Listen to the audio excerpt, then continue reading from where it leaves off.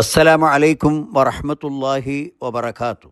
അൽഹംദുലില്ലാഹ് അസ്സലാത്തു വസ്സലാമു അലാ റസൂലില്ലാഹ് വഅലാ ആലിഹി വസഹ്ബിഹി വല്ലദീന തബഉഹും ബിഇഹ്സാൻ ഇലാ യൗമിദ്ദീൻ അമ്മാ ബഅദ്. വൃതമാസത്തിൻ്റെ ആദ്യ പുലരിയിൽ അള്ളാഹുവിനോടുള്ള നന്ദി സൂചകമായി വിശ്വാസികളുടെ ഹൃദയങ്ങൾ ഭക്തിനിർഭരമായിരിക്കുകയാണ്. വിശ്വാസികളുടെ പുഷ്കല കാലമാണ് റമദാൻ മാസം. റമദാൻ ആഗമന വിളംബരം നൽകിക്കൊണ്ട് പ്രവാചകൻ പറഞ്ഞത്, ഇതാ റമദാൻ മാസം വന്നെത്തിയിരിക്കുന്നു. ആ മാസത്തിൽ വ്രതമനുഷ്ഠിക്കൽ നിർബന്ധമാണ്.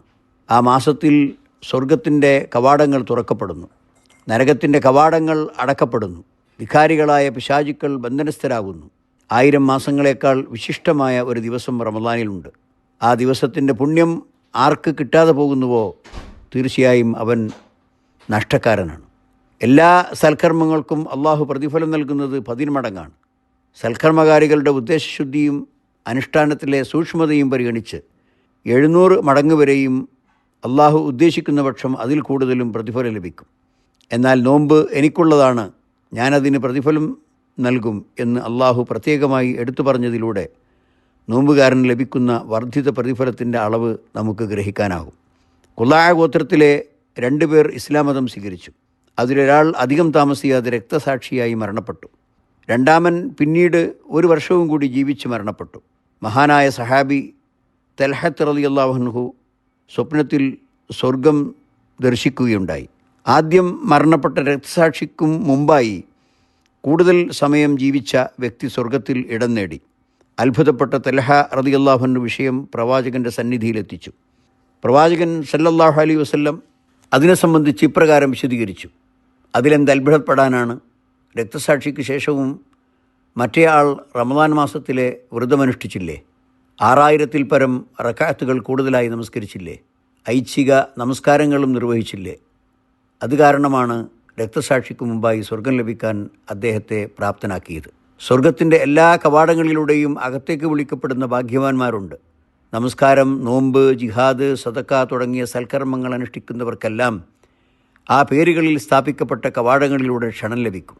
എന്നാൽ സൽക്കർമ്മങ്ങളുടെ ഇനങ്ങൾ വർദ്ധിപ്പിക്കുന്നവർക്ക് കൂടുതൽ കവാടങ്ങളിലൂടെ സ്വർഗപ്രവേശനത്തിന് ക്ഷണം ലഭിക്കും.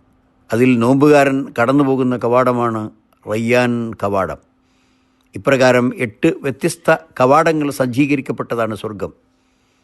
റമദാൻ മാസത്തിൽ വ്രതം നിർബന്ധമാക്കിയതിൻ്റെ മുഖ്യ കാരണം ആ മാസത്തിലാണ് വിശുദ്ധ ഖുർആൻ്റെ അവതരണം ആരംഭിച്ചത് എന്നതുകൊണ്ടാണ്.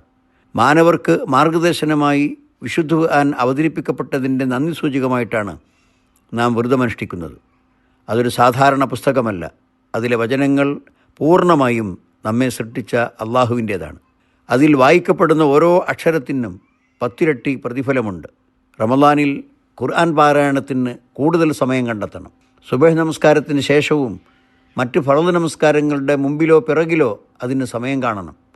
ഖുർആനും വ്രതാനുഷ്ഠാനവും വിശ്വാസികൾക്ക് ശുപാർശകരായി പരലോകത്ത് പ്രത്യക്ഷപ്പെടുമെന്ന് പ്രവാചകൻ നമ്മെ പഠിപ്പിച്ചിട്ടുണ്ട്. പാവപ്പെട്ടവൻ്റെ ദുരിതങ്ങൾ അറിയാൻ പണക്കാരനെ സഹായിക്കുന്നതാണ് റമദാനിലെ വിശപ്പ്. വർദ്ധിച്ച തോതിൽ ദാനധർമ്മങ്ങൾ ചെയ്യേണ്ട മാസമാണ് റമദാൻ. പ്രവാചകൻ അതിന് മാതൃക കാണിച്ചിട്ടുണ്ട്. നോമ്പ് അനുഷ്ഠിക്കുന്നത് പോലെ തന്നെ വളരെ പുണ്യകരമായ കർമ്മമാണ് നോമ്പ് തുറപ്പിക്കലും. ഒരു നോമ്പുകാരനെ നോമ്പ് തുറപ്പിച്ചാൽ അയാളുടെ പ്രതിഫലം ഒട്ടും കുറയാതെ തന്നെ തത്തുല്യമായ പ്രതിഫലം തുറപ്പിച്ചവന് ലഭിക്കും എന്ന് ഹദീസ് വചനങ്ങൾ പഠിപ്പിക്കുന്നു. കുറ്റവിമുക്തി നേടാൻ പറ്റിയ അവസരമാണ് റമദാൻ.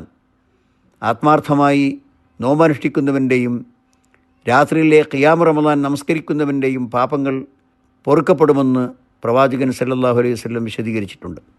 കൂടാതെ പാപമോചനത്തിനായിട്ടുള്ള പ്രാർത്ഥന പ്രധാനമാണ്. പകലിൽ കുറ്റം ചെയ്തവർക്ക് രാത്രിയിലും, രാത്രിയിൽ പാപം ചെയ്തവർക്ക് പകലിലും കരങ്ങൾ നീട്ടിക്കാണിച്ച് പശ്ചാത്തപിക്കുന്നവരെ സ്വീകരിക്കാൻ അല്ലാഹു സുബ്ഹാനഹു വ തആലയുടെ സാന്നിധ്യമുണ്ടാകുമെന്ന് ഹദീസ് വചനങ്ങളിലുണ്ട്.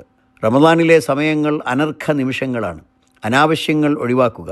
പരദൂഷണവും അസഭ്യം പറയലും തീരെ പാടില്ല. പട്ടിണി കിടന്നാൽ നോമ്പാവില്ല. അവയവങ്ങൾക്കാണ് വ്രതം. കണ്ണ്, നാവ്, ഹൃദയം എന്നിവയ്ക്കെല്ലാം വ്രതം കൊണ്ട് വിശുദ്ധി കിട്ടണം. നാം ഒരിക്കലും റമദാൻ പര്യവസാനിക്കുമ്പോൾ പാപങ്ങൾ പൊറുക്കപ്പെടാതെ ബാക്കിയാവുന്ന ഹതഭാഗ്യവാന്മാരിലാവാൻ പാടില്ല. ഈ പുണ്യമാസത്തിലെ ആരാധനകൾ സ്വീകരിക്കപ്പെടുന്ന സജ്ജനങ്ങളിൽ അള്ളാഹു നമ്മളെ ഉൾപ്പെടുത്തുമാറാകട്ടെ. മുബാറക് അലൈക്കും ഷഹർ. തഖബ്ബലല്ലാഹു തആതക്കും. വആഖിറു ദഅവാന അനിൽ ഹംദുലില്ലാഹി റബ്ബിൽ ആലമീൻ. അല്ലാഹുമ്മ സല്ലി വസല്ലിം വബാരിക് അലാ അബ്ദിക വറസൂലിക മുഹമ്മദ്. വിസ്ഡം ഇസ്ലാമിക് ഓർഗനൈസേഷൻ അവതരിപ്പിക്കുന്ന നേർവഴി. എല്ലാ ദിവസവും ഏതാനും മിനിറ്റുകൾ സാമൂഹിക, വൈയക്തിക, കുടുംബരംഗങ്ങളെ വിശകലന വിധേയമാക്കുന്നു. അറിയുക, അറിയിക്കുക. നേർവഴി. Peace Radio. Tune to reality.